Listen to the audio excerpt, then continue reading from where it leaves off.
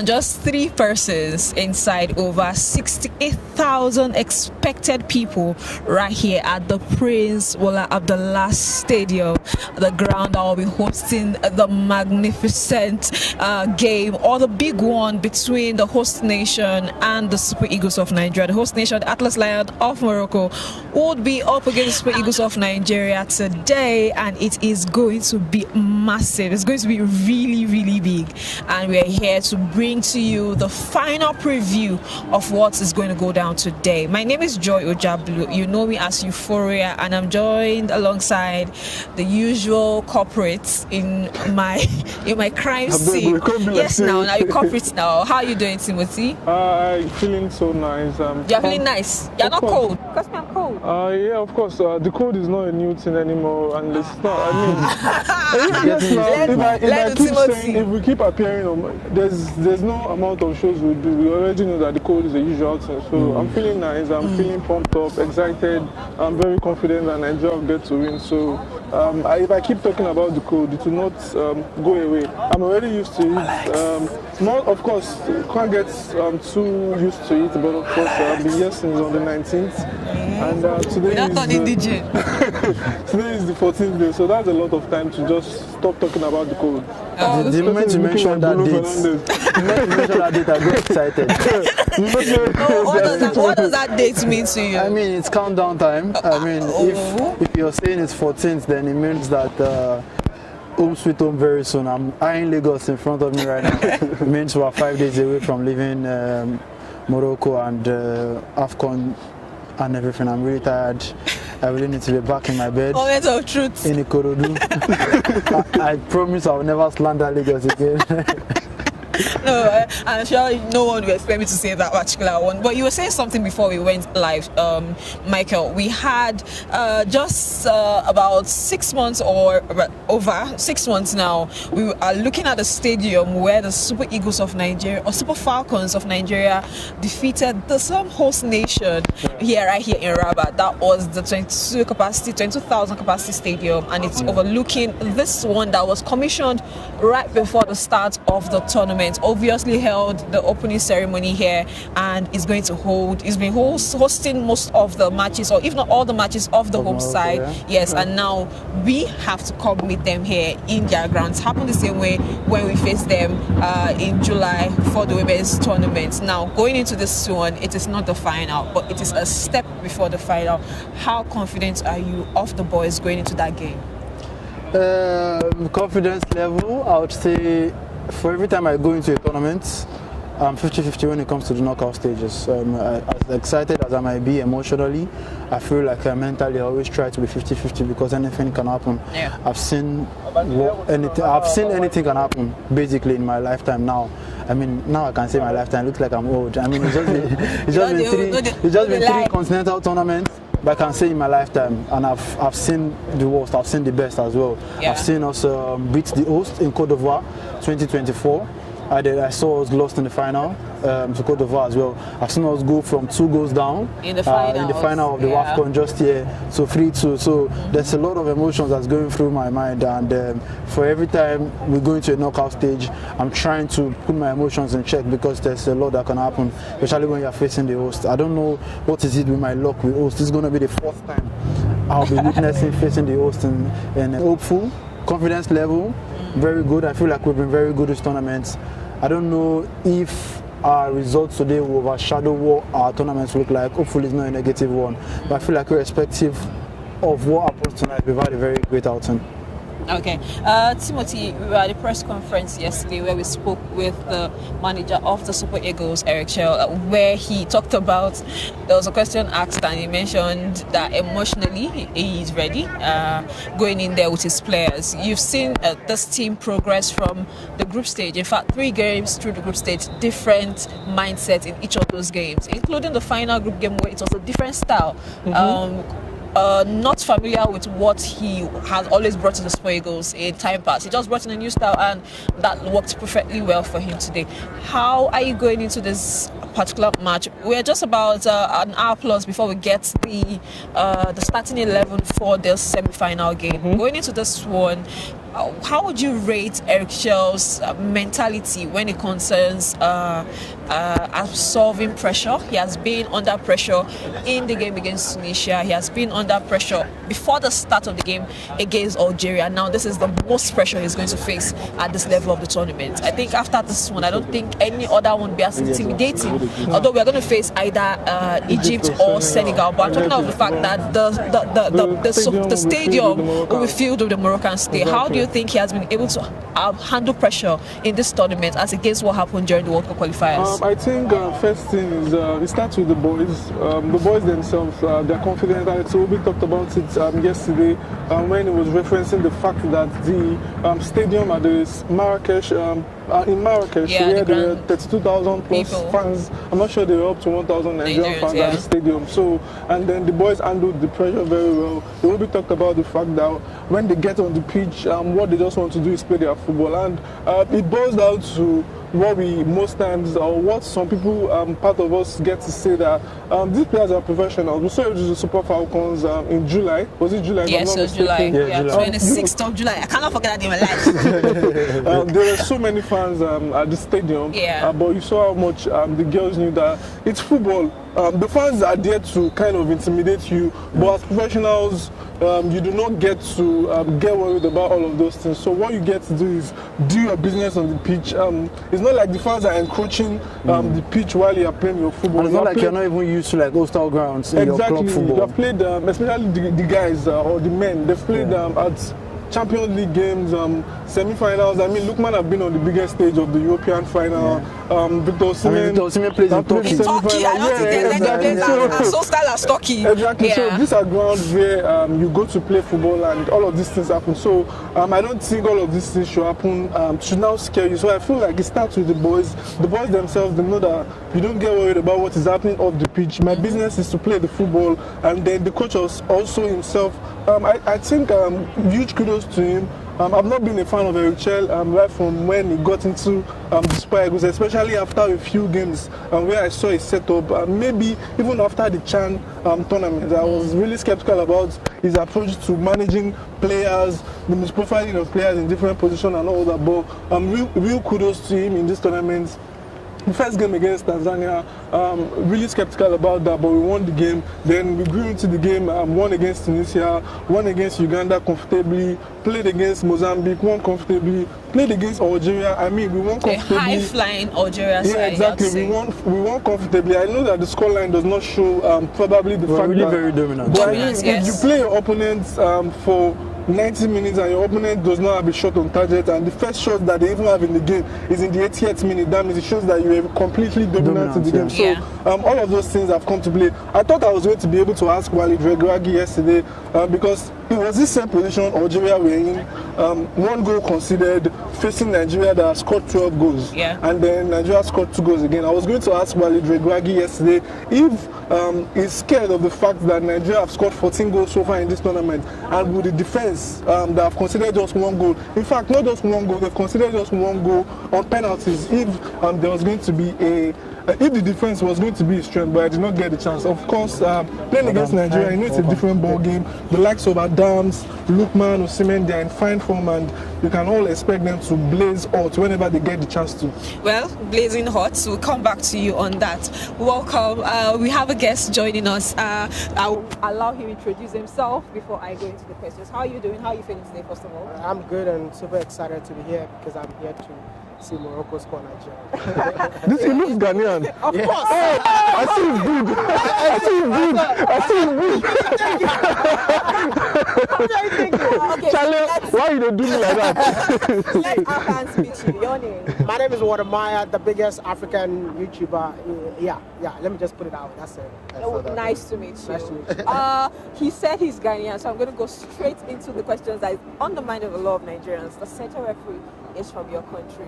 Do you think that is going to influence the outcome of the game? For professionalism, I don't think so. But when it comes to the Ghana-Nigeria banter, hell yes. But I feel like Morocco is doing everything it takes to win the game.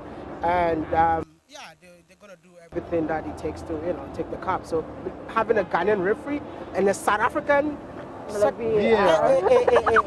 people that eat Nigeria. Today is not a good day for Nigeria. but you know, we've got a lot of gods in Nigeria, so all the gods will rise today and pray for Nigeria. The gods are already here. I mean, Nigeria faced a high-flying Algerian side in the quarterfinals. Algeria had not conceded more than a goal, and they were also the only team aside Spain to have won all their games before that day. And they went into that game, met a dominant Nigerian side. Do you think that that's something that the host should be scared of going into today's game? For me, the best team ever in this AFCON is Nigeria. I mean, let's put banter aside. Nigeria has been too good to the extent that sometimes when I sit down and I watch the game between, especially the game between Algeria and Nigeria, you realize that Algeria even couldn't see anything, and which shows that Nigeria is ready for today's game. And I believe that with a striker like Osimhen, that's my favorite Nigerian player, and I hope and believe that he scores today. Okay, hoping Osimhen scores today. No, he will. Okay. I'm not happy how Nigerians intentionally disrespect Osimhen, especially with what happened. He's a human just like us. Okay. But I mean, this guy has been putting his life for Nigeria almost every single time. Okay. We are humans, we make mistakes, and one mistake, and I was reading the comment and I was so disappointed, man. I think we should do better as Nigerians. Nigerians do better, from your Ghanaian brother. Thank you so much for being here. Let's put you on the spot. No. I need to ask you scoreline prediction. There is just one goal in this game. Okay, so one goal who? That's tough, man. Yeah, one goal who? Nigeria 1, Morocco 0. Okay, thank you so much. You're finally For social media, I'm Morocco. Thank you so much, Roddy. Thank you. Thank you. Thank you, man. We'll have another guest today. Hello. Salam, my brother. Salam alaikum. Bye.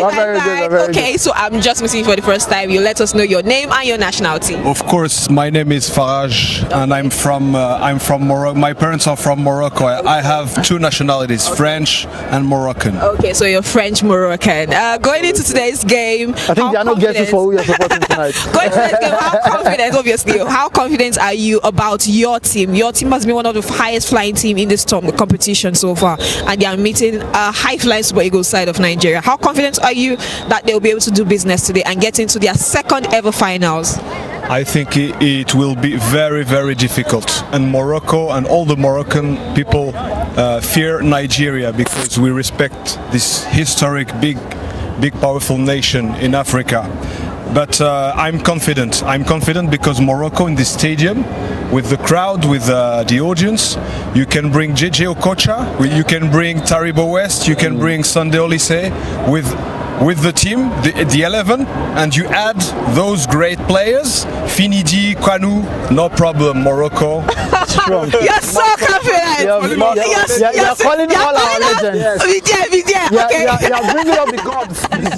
This year Morocco has big muscles. Big muscles. Talking about big muscles, someone that joined your team recently, pledged allegiance to play for Morocco, Brahim Diaz, has been lighting up this tournament, has the highest number of goals so far. How confident are you that this is going to be his tournament? I mean, he's on the radar to win the highest goals, the goal scorers award for MVP. Yeah. How confident are you that he is going to continue to deliver for you? This is a World Cup year, and how confident are you he's going to continue to deliver for you on the biggest of stages? I'm confident, but you know the game of tonight's game will I don't know how to say it. Determine? Yeah, will decide what you say. If Morocco wins, out every other thing he has done in this tournament before today. No, we won't forget. But if you don't go till the final, and if you don't win the final, it's MVP. difficult. It's difficult to be the MVP.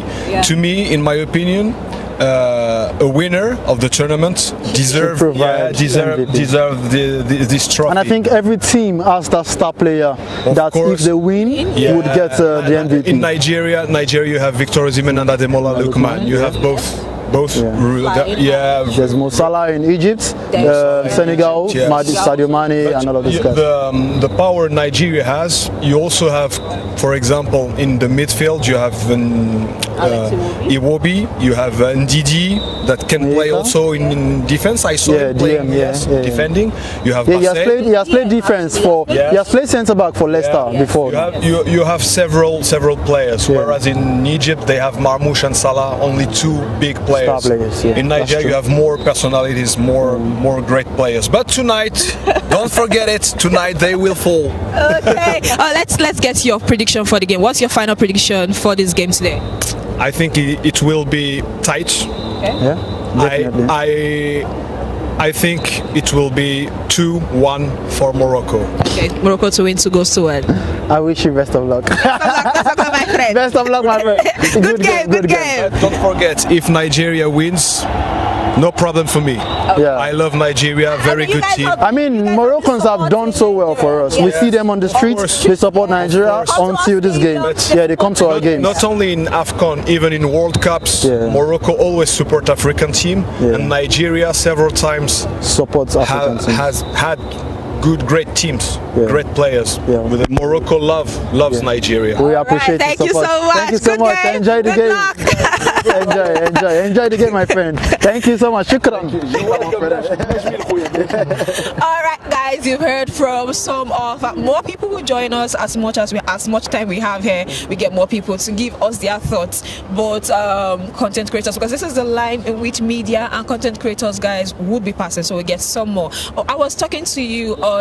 You were talking about Erchel convincing you with his style of play. Now, today, I want to go to what is going to happen on the pitch. I mean, that one is very sure in the dismissing today's game, either by the suspension or by the injury. We're not sure if he's even fit at all, but he's missing today's game. How confident are you? We've seen Rafael Ndika come up in this tournament and do so well. How confident are you that he's going to take his chance today against the Moroccans? I mean, I know that Rafael's biggest game of this tournament has been the one against Uganda, where of course we saw it was the man of the match in the game. But aside that game, coming to replace Wilfred in the game against Algeria, we also saw what he did. I'm quite confident in Rafael. Firstly, I know it's a big stage. Stage fright may want to be a thing, but I mean, I don't want to even talk about stage fright. This is someone that scored goals against Manchester City and the likes of for his club side in Club the Champions League. So that's not even something to be scared of. I'm quite confident in him because for Morocco themselves, they don't have their best midfielder in that position available, which is Azedine Unai.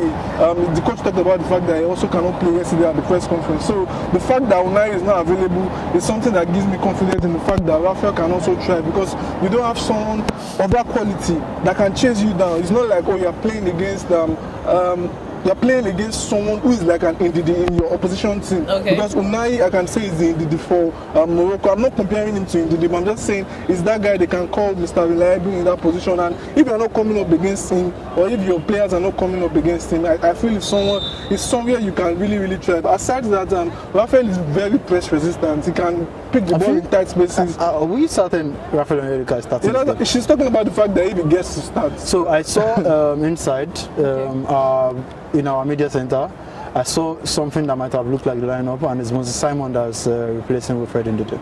Also, Onyeka is playing deep and Simon. Okay. Yeah, so I don't know. I think it's a point what do you think about that? If that's actually I true? think Moses Simon has a bit of press in him. I mean, he can also like run, does a lot of running, does a lot of pressing, and then he's going to be on the right side where Onyeka plays. So I don't know how I felt about that, because I expressed shock when I first saw. Shocking, actually. When I first saw it, I was like, bro, I started a like for like stuff. Do you think they're like for like actually? Onyeka and Wilfred Ndidi. Are they like for like? Yeah. He's a defensive midfielder. He's a defensive midfielder. Okay. I mean, okay, so now going into this game, seeing that, well, we get to see the starting lineup, but with everything that has happened, let's talk about going forward. The person that has been really having the tournament of his life is Alex Iwobi. I'll ask you the question, obviously. Alex Iwobi was at the presser yesterday, and he mentioned that They've been on this stage just about a year and a half ago, where they got to the final, the semi-finals. They played against a tough opposition too in South Africa, and they got into the finals. Now that is not it for. We're hearing boos. I think the Super Eagles have been walking out into the pitch. So yes, the Super Eagles would be facing Morocco. They'll be facing Morocco today, and Alex Iwobi would be called upon again to give those passes, those sexy penetrating passes. I will say it. My legend says it. I will say it. Now, how much of an influence on this game do you think Alex Iwobi is going to be?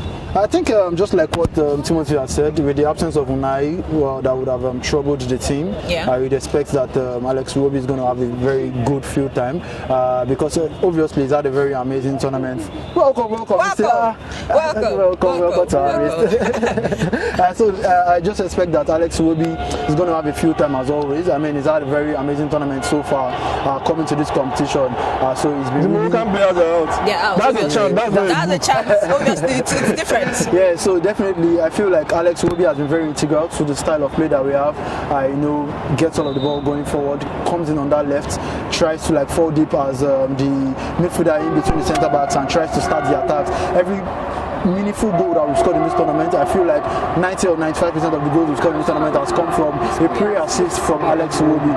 So we expect that's going to be very influential for the team. But I don't know if the lineup I saw inside was facts, then anything we go by, then I might be a little bit confident because I trust in Frank Oyeka's ball-winning ability. I wasn't so sure about Oyedika in the way he wins the ball and gets it to Alex as fast as Wilfred Ndidi would have done that. But I feel like with Oyeka, they also have a bit of partnership. They were the two midfielders when Wilfred Ndidi was missing through injury at the last year's AFCON. So they have a bit of partnership in them. And I also trust Frank Oyeka in the way he's very rugged, the way he's very, the way he retrieves the ball and can get it to Alex. So it's going to be a very great game. I really hope we're on the front foot. I do not want us to defend. I've said it all week. Just the way we played against Tunisia, the way we played against Algeria, please don't be defensive. If we are defensive, the pressure is going to cave in at a point, and then Calvin, Semi, Ajayi will have too much work because if you're defending for the entire 60-70 minutes, you're going to cave into pressure. It's good to have it say on set. Yes, another person that will join us on the set is Isemo. How are you doing? Obviously, I know her. That's why I'm introducing her. I asked her their nationalities. This one is my baby sister. How are you doing? I'm good. I'm so happy to be here. Welcome. How are you feeling? How confident are you feeling about this game today? Okay, to be positive, I hope and I feel we should win, but with the whole fan, like right now you can hear them, yes, and it's already I'm already getting scared. You're not even playing. I'm not playing yet. And also, this is the host team, and I've been watching all their games, and I've seen the host team advantage, if you know what I'm talking about. Yeah. But on the other hand, the luck we have as Nigerians is that all our goals have been scored from open play. You get, yes. And we've not really had so much offside that we're not like, hey, God, this team is that's a fact. That's a fact. So we don't have to depend on VAR or those decisions. Depend on penalty, and even our defenders as well. They've been coordinated. There have not been crazy fouls like maybe handball. Apart from that one, that's Nwabali one. Yeah. No, not Nwabali. That's against the penalty we've considered. So that was busy actually. And he was talking about being defensive. And this whole tournament, we have been attacking, like we've been aggressive, and it has been working for Erichel. So I don't think Erichel is a chemistry teacher that want to try some experiments today of all days. So I think he's going to keep up with his aggressive and attacking game, and by the grace of God, see, tactically, and team structure, player structure, Nigeria is supposed to win this game. Okay. But fanically and host country Cali advantage. Morocco. And the Moroccans have said that if Nigeria beat them today, they're going to shut down the electricity. We know the girl level. But yeah, I want to ask. She asked a question yesterday at the press conference, and I want to ask her because she asked the coach, and I want to ask her. Going into this game, this is a game that might require us going extra time. we played extra time in the last semi-finals. How confident are you that this boys will be able to win this? It's getting closer. I'm getting cold. That particular extra 30 minutes of not just the intensity of the game, the weariness, because I mean after playing 90 minutes, it affected us last half. Yeah, I'm talking about today. We eventually went on to we'll talk about the finals. I'm saying if they're going to play 30 minutes, then they'll see how to deal with these fans for another extra 30 minutes. Do you think this boys will be able to withstand that? With their team spirit, and they all look like they are hungry for it. Yeah. So yes, looking at their whole body language and attitude, I feel yes, they can withstand it. And Eric Chell, you know, talking about the question I asked yesterday, even if Eric Chell did not give me a clear response, I know I sent a reminder. I know I sent a reminder to him. I'm good with that. So even if he has not been practicing the penalty, you remember that that girl, everybody goes down there to shoot penalty. Everybody got that to say, was all that stuff. So I am happy I sent a reminder to him. And one thing I like about Eric Chell is that every game he gets better. Yes, he takes critics. He's so smart. And aside from critics, I think he goes back and rewatch, reanalyze, and we have match analysts. Because he keeps, even for his personal self, because the other day I match analysts, you guys are not good. I understand. Because the other day I interviewed him. He told, when I asked me a question, I was like, everybody wants to kill me. You don't want me to go back to my hotel room and analyze and sleep. So he goes back, analyze and corrects his mistakes, and it keeps getting better. So Eric Chell is not like he is not careless. So I feel like Okay, so let's ask you one last question before you. Predictions, obviously. You'll give us a predictions. Yes. What's your prediction in 90 minutes? Considering that we've never gone into this, I mean, we only scored, except that game against Algeria, we ended up scoring second half, but only scored in the first half. And eventually going on to the game. We did score in the first half against Algeria, but came back and scored 2 goals. Now, so what's your score prediction in 90 minutes? Let me just say something, because she's praying before she drops it. Whatever I'm saying is because of euphoria. It's not what I think. I just want to say it to please her. I think maybe like 2-1 or 2-0. 2-1, 2-0. What are you thinking? Nigeria. I did not come this far. I did not come this far to cry. I did not come this far to cry. Nigeria. Okay. Hopefully you don't cry. Thank you so much, Isoma. Thank you for speaking to us. Alright. I mean, you can see nerves is already beginning to kick in for some people. Even for me. Now you have nerves. Okay. I think I'm starting to feel it. Okay. Guys, you can see the beauty of the stadium. Little by little, as it gets closer to the game, we're getting closer to that time, and very soon we'll have the starting 11 released, and they'll get to see who Eric Chell thinks will be able to do justice to this game. Guys, what do you think? Let us know in the comment section if this is the time when the Super Eagles will eventually go ahead to win this AFCON. They have to beat Morocco first. Well, I mean, after beating Morocco, they might get to the finals. Let us know. I've done this alongside Timothy, confidence level again. 100%. 3-1 Nigeria. Nicolo. Confidence level 70%. Anything can happen. I'm pitch side. I don't want to put any pressure on myself. Okay. If a person go faint. I think it's going to be very close. I've always said that. Yeah. 2-1, 1-0, 3-2, 3-1. Just win, please. Okay. For me. And if there's going to be a repeat of Boake, penalty shootouts, just at least just win. I don't care what's happened. Just win. It's been great doing this with the guys.